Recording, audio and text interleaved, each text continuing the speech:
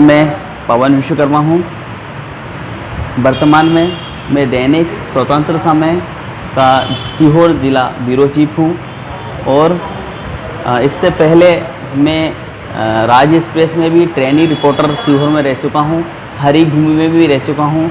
दबंग दुनिया भी मैंने उसमें भी मैंने काम किया है। इसके अलावा और अखबारों में भी मैंने काम किया है। मैं अभी पोर्टल भी चला रहा हूँ और लगातार मैं काम पत्रकारिता जगत में कर रहा हूँ। अभी तक मैंने बहुत सारे मुद्दों को उठाया है, बहुत सारे सच्चाइयों को सामने लेकर आया हूँ। मेरे इस जो खबर एक छपी थी जिसको लेकर एएसपी समीर यादव, जो यहाँ पर सीहोर ज़िले में जो पदस्थ हैं, एएसपी समीर जी यादव यहाँ पे जो सीहोर ज़िले में पदस्थ हैं, उनको वो खबरें काफ़ी बुरी लगी और इसके बाद उन्होंने सीएसपी मंगल सिंह, जो कि सीहोर में पदस्थ हैं, और कोतवाली टीआई मनोज मिश्रा को उन्होंने जैसा मुझे बताया, उन्होंने निर्देश दिए कि इन्होंने ये हमारे खिलाफ़, पुलिस प्रशासन के खिलाफ़ ये खबरें छापते हैं और हम इनको मुझे उनके कहने पर टारगेट किया गया। 9 मई शनिवार की रात को कोतवाली थाना अंतर्गत आने वाले रानी मोहल्ला, फ़कीर मोहल्ला क्षेत्र में एक सांप्रदायिक विवाद हुआ था, जिसका कवरेज करने मैं भी गया था। मैं अपना मोबाइल लेकर वहां पर गया था और भी कुछ और अन्य पत्रकार भी वहां पर मौजूद थे, वो भी उसका कवरेज कर रहे थे और मैं भी कर रहा था। पुलिस ने लेकिन मेरे को कवरेज करने से रोका, मेरा मोबाइल छीना और मेरे साथ मारपीट चालू कर दी।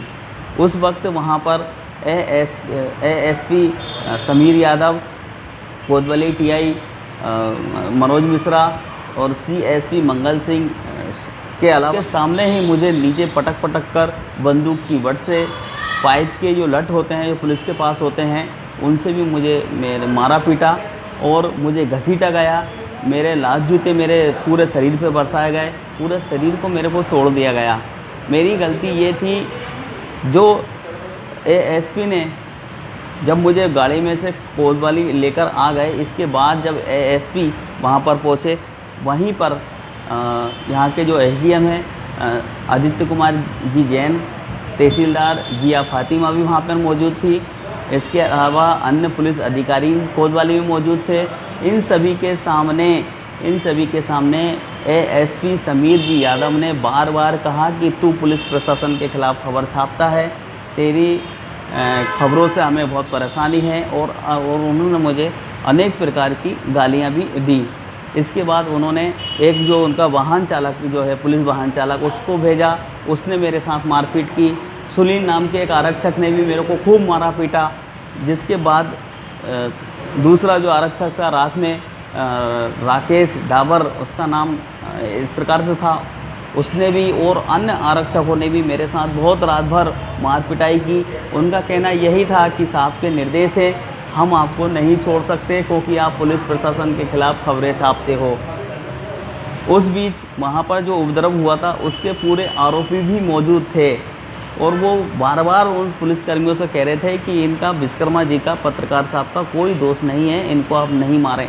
लेकिन उन आरोपियों से ज़्यादा मेरी पिटाई पुलिस के द्वारा की गई और लगातार रात भर की गई। मुझे अधमरा कर दिया गया।